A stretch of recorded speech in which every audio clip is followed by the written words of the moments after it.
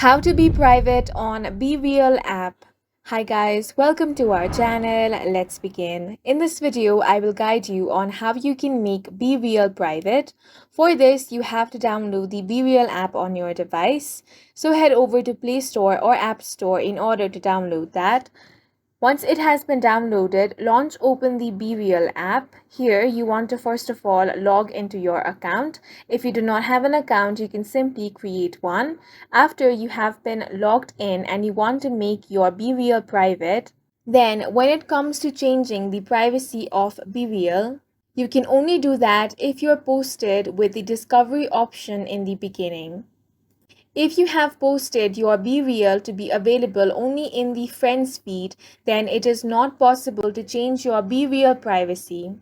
Just when you're about to post your BeReal, on the bottom left hand part, you'll be able to see setting. To select your privacy, simply select My Friends Only before posting your BeReal and then tap on the post button.